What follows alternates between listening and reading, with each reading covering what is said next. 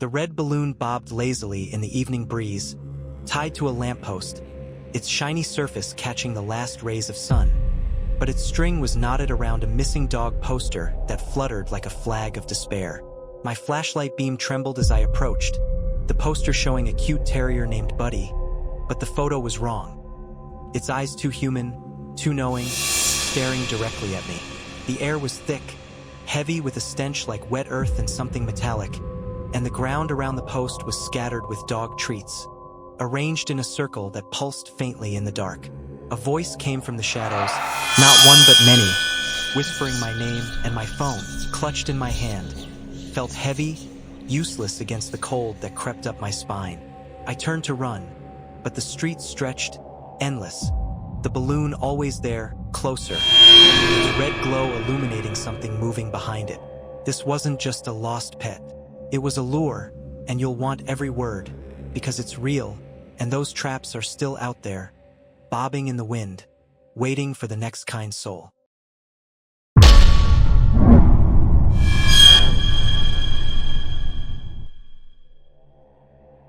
It was early September, and the suburbs of Chicago were still warm, the air filled with the scent of cut grass and barbecue smoke. I was Lisa Thompson, 28, a teacher at a local elementary school, living in a quiet neighborhood near Oak Park.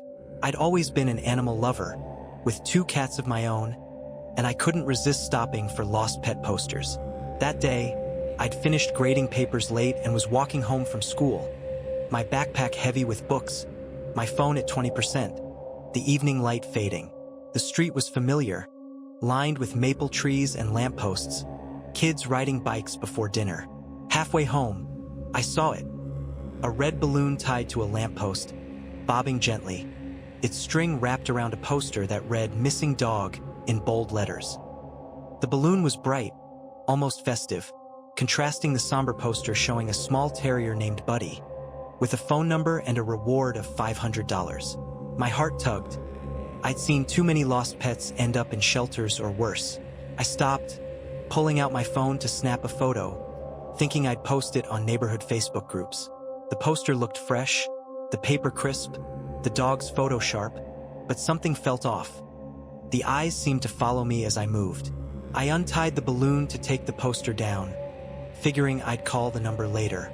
The string was knotted tightly, and as I worked it loose, the air grew cooler, the street quieter, the kids' laughter fading. The balloon slipped free, floating up, but I caught it, tying it to my backpack.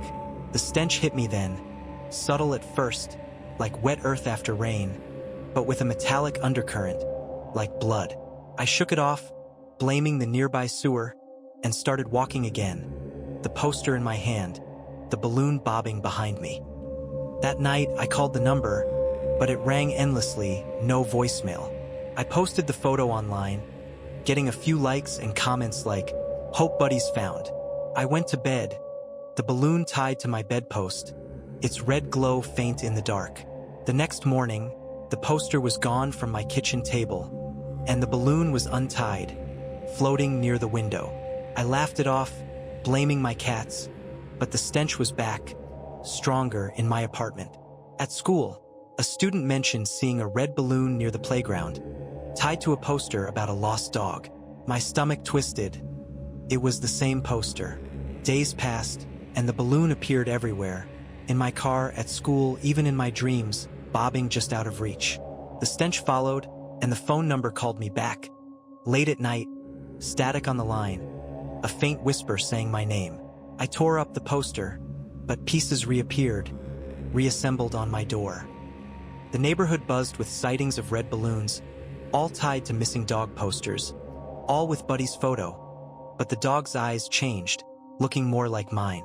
The sightings escalated, the balloon appearing in places it couldn't. My locked classroom, my shower, always tied to that poster. The stench growing, now clearly blood and rust, like something rotting nearby. My phone rang constantly, the number unknown, the static laced with whispers. "Lisa, help me." I searched online, finding stories of similar traps, lures for good Samaritans leading to abductions, but none with balloons. Neighbors avoided me, saying they saw a man near my house, tall and thin, carrying a red balloon. One night, the balloon floated in my bedroom, the poster attached, Buddy's eyes now my own, staring. The stench was unbearable, and I followed it downstairs, the balloon leading like a guide. The street was empty, the lamppost where I'd found it glowing faintly. Another poster tied there, but the dog's face was mine, the name Lisa Thompson, missing. The whispers grew louder, a chorus. Come find me. I ran, but the street looped, the balloon always ahead, the stench choking. Shadows moved, tall and thin, their eyes glinting like the dog's. The ground softened, littered with dog treats forming my name, and the balloon popped, releasing a cloud of red mist that burned my skin. The shadows closed in, their touch cold, their voices mine, accusing. You let me go. The lamppost shook, the poster bleeding ink, and I felt it. A pull, like the street was sinking, dragging me into darkness. The shadows reached, their fingers long, cold, and the stench was inside me, rotting from within. I screamed, my voice raw, and swung my flashlight, hitting something that wasn't there, something that hissed and recoiled. The whispers screamed, "Stay, Lisa, stay," and I saw their faces. Mine, duplicated, their eyes hollow, their mouths smiling like the dog's. The street cracked, the symbols from the poster bleeding onto the pavement, and the air grew heavier, like it was crushing me. The street went still, the shadows retreating, but the balloon stayed, deflated on the ground, its string tied to my ankle. The lamppost shook one last time, and the street straightened, the neighborhood lights faint in the distance. I staggered home, my hands shaking, the poster clutched in my fist, but it was blank, my name erased. The police dismissed my report, saying no such posters existed, no man seen, just a teacher's imagination. Neighbors avoided me, whispering about my breakdown. I quit teaching, moved to a new city, but the stench lingers, the balloon reappearing in my dreams, bobbing just out of reach. My phone, recovered from the street, had a photo I didn't take. Me, standing by the lamppost, the balloon tied to my wrist, my eyes like the dog's, staring into nothing. I left Chicago, transferred to Boston, but the city feels wrong, the lampposts watching, the air heavy with whispers. Last month, I found a dog treat in my pocket, etched with my initials, identical to those in the circle. At night, I hear it. The whispers, the laughter, and my name, chanted from the dark, calling me back to where the balloon waits, or whatever wears its red skin now. Story 2. Imagine this. You're walking home late at night, the street's empty except for the faint glow of streetlights. Suddenly, a red balloon drifts into view, bobbing unnaturally against the wind, tied to nothing, leading you toward a darkened alley.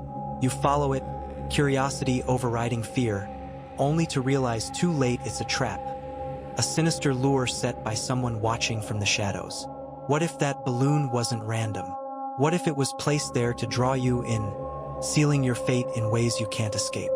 This true story will chill you to the core, revealing how ordinary objects can become tools of terror, with twists that build to an ending so dark, it'll haunt your dreams.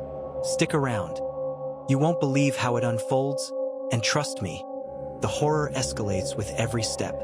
It all began on a crisp autumn evening in the small town of Elmwood, Pennsylvania, back in 2018. Sarah Jennings was a 28-year-old graphic designer, living a quiet life in a rented apartment on the outskirts of town. She worked from home most days, freelancing for local businesses, and her routine was predictable. Coffee in the morning, long hours at her computer, and evening walks to clear her head. Elmwood was the kind of place where everyone knew each other, or at least thought they did. Tree-lined streets, old Victorian houses, and a sense of safety that came from decades of uneventful living. But Sarah had always felt a subtle undercurrent of unease, like the town was holding its breath, waiting for something to break the surface. That particular evening, Sarah decided to take her usual stroll around the neighborhood park. The leaves were turning shades of orange and gold, crunching under her sneakers as she walked. She had her earbuds in, listening to a podcast about unsolved mysteries. Ironic in hindsight. The sun was dipping low, casting long shadows across the grass, and the air carried that fresh, earthy scent of fall. As she rounded the path near the old playground, something caught her eye. A bright red balloon, floating lazily about 3 feet off the ground, tied to the chain-link fence surrounding the swings. At first, she thought it was leftover from a child's birthday party. Balloons weren't uncommon in the park, especially on weekends. But this one was different. It was helium-filled, perfectly round, with no writing or designs. Just a solid, vibrant red that seemed almost too vivid against the fading light. Sarah paused, pulling out one earbud. The balloon bobbed gently, as if beckoning her. She glanced around. The park was empty. No kids, no parents, not even a dog walker. Curiosity piqued. She approached it. Up close, she noticed a small note attached to the string, folded neatly and secured with a piece of tape. Her heart quickened a bit. Notes on balloons? It sounded like something from a rom-com, but in the dimming light, it felt off. She reached out and untied the balloon, letting it float upward slightly before grabbing the note. Unfolding it, she read the handwritten words, "Follow me if you dare." À surprise ouais. The handwriting was neat, almost childlike, but the message sent a shiver down her spine. Who would leave something like this? A prank? A game? Sarah hesitated, balloon in hand. Part of her wanted to toss it away and keep walking, but another part, the adventurous side she'd buried under years of routine, urged her on. What harm could it do? She looked up and saw another red balloon in the distance, tied to a bench at the edge of the park. It was as if a trail was being laid out. Smiling nervously to herself, she decided to play along. After all, Elmwood was safe. Nothing bad ever happened here. She walked to the second balloon, the first one now tied to her wrist so it wouldn't float away. Another note. "You're getting warmer. Keep going. It's worth it." This one made her laugh uneasily. Warmer? Like a treasure hunt. She scanned the area again, half expecting to see giggling kids hiding behind trees. But there was no one. The park's lights flickered on as dusk settled, illuminating the path ahead. A third balloon appeared, attached to a lamppost near the park's exit, leading toward the wooded trail that connected to the residential streets. By now, Sarah's pulse was racing, a mix of excitement and apprehension. She followed, collecting the balloons one by one, each with a cryptic note. Almost there. Don't stop now. The end is near. The trail led her deeper into the woods, away from the main roads. The trees grew thicker, branches intertwining overhead like skeletal fingers. The air turned cooler, and the sounds of the town faded. Cars, distant voices, all replaced by the rustle of leaves and her own breathing. It was at the fourth balloon that doubt crept in. Tied to a low-hanging branch, its note read, "You've come this far. Turn back if you're scared." Sarah froze. Scared? Who was this person? How did they know she'd follow? She untied it anyway, adding it to the growing cluster on her wrist. The balloons tugged upward, their red orbs glowing faintly in the twilight. She pressed on, the path narrowing, until she reached a small clearing. There, in the center, was a final balloon, larger than the others, anchored to a picnic table that looked abandoned, weathered by years of neglect. Attached to this one was not a note, but a small envelope. Sarah's hands trembled as she opened it. Inside was a photograph of herself, taken earlier that day, sitting at her desk by the window. Her blood ran cold. Someone had been watching her. The back of the photo had writing, "Welcome to the trap. Now run." Panic surged through her. She dropped the envelope and spun around, the balloons bouncing wildly. The woods seemed darker now, shadows lengthening. Was that a rustle in the bushes? Footsteps? She bolted back the way she came, heart pounding, but the balloons caught on branches, slowing her down. She yanked them free, but in her haste, she tripped over a root, sprawling to the ground. Pain shot through her ankle, but she scrambled up, limping forward. That's when she heard it. Not a sound effect, but a real, distant whisper of movement behind her. She didn't look back. Bursting out of the woods, she made it to the street, flags of red trailing behind her. Streetlights buzzed overhead as she hobbled home, locking the door and collapsing against it. The balloons floated mockingly in her living room. She cut them loose, watching them rise to the ceiling, then called the police. The officers arrived quickly, 2 locals named Officer Ramirez and Sergeant Hale. They took her statement, examined the photo, and promised to investigate. "Probably some kids playing a prank," Ramirez said, though his eyes betrayed uncertainty. They collected the balloons and notes as evidence, but Sarah could tell they didn't take it seriously. Elmwood didn't have real crime, just petty thefts and the occasional domestic dispute. That night, Sarah couldn't sleep. She kept replaying the events, wondering who could have set it up. A neighbor? An ex? She had dated a guy named Mark a year ago, but he'd moved away amicably. Or maybe a client she'd turned down. Her mind raced with possibilities. By morning, exhaustion set in, but so did determination. She decided to dig deeper herself. Over the next few days, Sarah researched similar incidents online. To her surprise, she found scattered reports from other towns. People lured by red balloons into isolated areas, only to find personal items or threats waiting. One story from a forum detailed a woman in Ohio who followed a balloon trail to an old barn, where she discovered photos of her family. The poster claimed it was a stalker's game, but police dismissed it. Another from New York mentioned a man who ended up in an abandoned lot, finding a note that read, "I see you. No arrests, no resolutions. Just eerie tales that felt too real." Sarah shared her experience on a local Facebook group, hoping for leads. Responses flooded in. Sympathy, theories, even a few who admitted seeing red balloons around town lately. One user, anonymous, messaged her privately, "It's not a prank. Stop looking, or it'll get worse." Chilled, she reported it to the police, but they said without concrete evidence, their hands were tied. Life tried to return to normal, but Sarah couldn't shake the feeling of being watched. She installed extra locks, bought pepper spray, and avoided the park.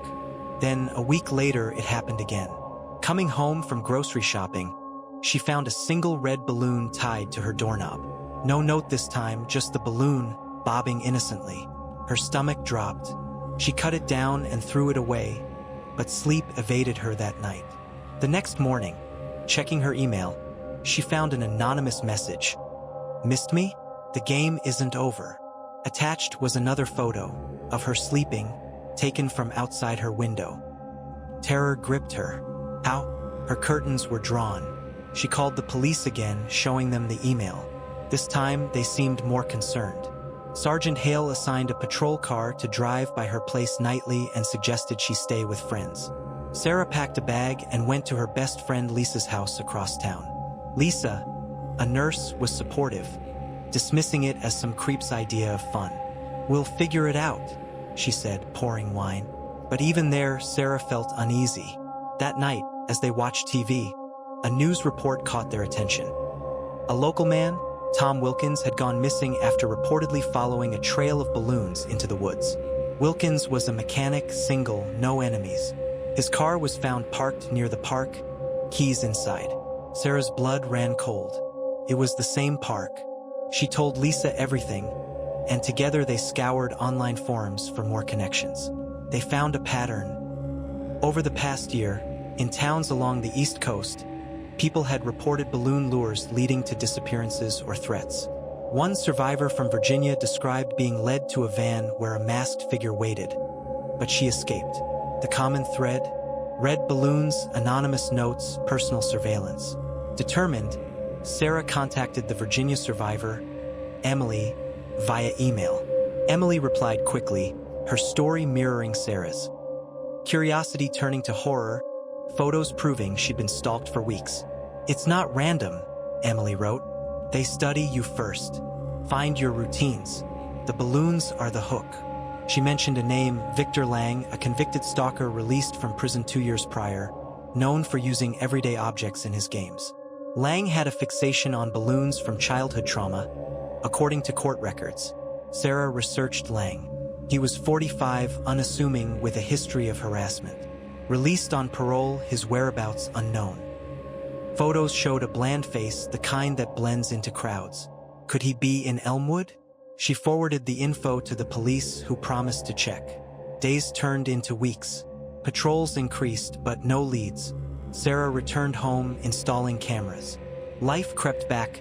Work, walks, now during daylight, cautious normalcy. Then, one rainy evening, her doorbell camera alerted her. Peering at her phone, she saw a red balloon floating in front of the lens, obscuring the view. Heart racing, she grabbed her pepper spray and peeked through the peephole. No one. Opening the door a crack, she snatched the balloon inside. Tied to it was a USB drive. Trembling, she plugged it into her laptop. Virus scan be damned. Contained a video file. Playing it, she watched grainy footage of herself, grocery shopping, walking, sleeping. The final clip. Her in the woods that first night, tripping. The camera zooming in on her fear-stricken face. Text overlaid. Ready for round 2? She called the police immediately. Officer Ramirez arrived, taking the drive. This is escalating, he admitted. They traced the email IP to a public library in town, but cameras showed nothing suspicious. Sergeant Hale suggested protective custody, but Sarah refused. She wanted to end it. Inspired by Emily's advice, Sarah set her own trap. She posted online about planning a late-night walk in the park, baiting the stalker. With police hidden nearby, she ventured out, a red balloon of her own tied to her wrist, her signal. The night was still moonless. She followed her old path, nerves taut. At the playground, another balloon waited. Note, smart girl, but I'm smarter. She signaled the police via text. Pressing on, she reached the woods. Balloons appeared, leading deeper. Whispers of movement echoed, branches snapping. Suddenly, a figure lunged from the shadows, grabbing her arm.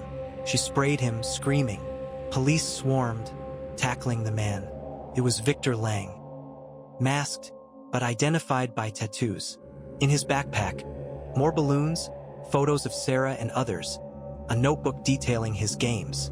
He'd been living in an abandoned house nearby, watching victims for months, using balloons as psychological lures. Symbols of lost innocence, he later confessed. Lang was arrested, charged with stalking, harassment, and linked to Wilkins' disappearance. His body found buried in the woods days later. Sarah testified, her story making local news. She moved away, starting fresh, but the trauma lingered. Every red balloon a reminder. But here's the sinister twist, the part that elevates this from nightmare to something profoundly disturbing. Months later, settled in a new city, Sarah received a package. Inside, a deflated red balloon and a note. The game never ends. There are more of us. No sender. Police investigated nothing. Was Lang part of a network?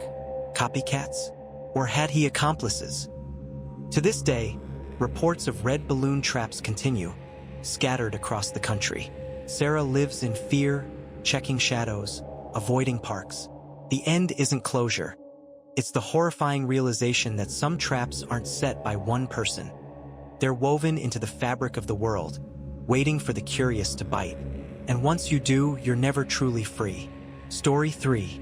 What if a simple red balloon, spotted drifting in a crowded subway station during rush hour, wasn't lost at all, but a deliberate beacon, encoded with a message only you could decipher, pulling you into a web of hidden cameras and manipulated realities that expose your most guarded vulnerabilities? This chilling true account uncovers how everyday urban chaos masks predatory schemes, layer by layer ratcheting up the paranoia until trust in your own senses shatters completely, leading to a conclusion so inescapably grim it'll redefine your perception of anonymity in public spaces. Don't look away. The revelations intensify, each more invasive than the last, building to a payoff that hits like a psychological gut punch. The ordeal unfolded in the summer of 2019 in New York City, where anonymity was both a blessing and a curse. Rebecca Klein was a 32-year-old journalist for a mid-tier online news outlet, specializing in investigative pieces on corporate corruption.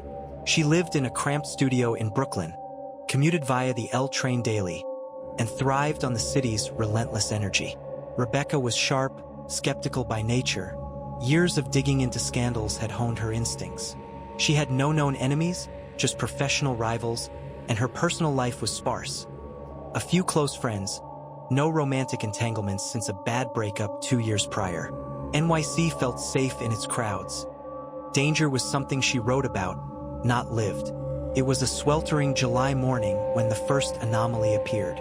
Rebecca was pushing through the throng at the Union Square station, coffee in hand, dodging tourists and locals alike. The platform was a cacophony of announcements and shuffling feet, the air thick with humidity. As she waited for her train, her gaze landed on a red balloon caught in the draft from an approaching subway car. It hovered near the edge of the platform, string dangling, as if placed there moments ago. Balloons in the subway? Odd but not impossible, maybe from a vendor upstairs. What drew her closer was the faint glimmer on its surface. A QR code, printed neatly in black ink. Rebecca's reporter curiosity kicked in. She snapped a photo with her phone before the balloon drifted away with the crowd's movement. Back at her office later, she scanned the code. It led to a plain website with a single line. "Scan me if you're ready to play, Rebecca." Her name, spelled correctly. A chill ran through her despite the office AC. How? She hadn't shared the photo anywhere, dismissing it as a coincidence, maybe a marketing stunt. She closed the tab and dove into work. But that evening, heading home, another red balloon appeared. This one was tied to the handrail of the escalator at her stop in Brooklyn. No QR code this time, but a small sticker. Missed the first clue? Check your inbox. Heart skipping, Rebecca pulled up her email on the walk home. Buried in spam was a message from an anonymous sender. Good eye on the platform. Next one's closer to home. Find it or it finds you. Attached was a low-res image of her that morning, waiting for the train, balloon in frame. Unease settled in. She reported it to the NYPD cyber unit, but they brushed it off, too vague, no overt threat. Could be a viral campaign, the officer said. Rebecca wasn't convinced. She changed her email password, enabled two-factor authentication, and scanned her devices for malware. Nothing. Over the next days, she hyper-focused on her surroundings, but life demanded attention. Deadlines, interviews, the grind. A few days later, during a lunch break in a nearby deli, she spotted it again. A red balloon floating behind the counter, visible through the window. The cashier claimed it just showed up. Rebecca bought it for $1, examining it closely.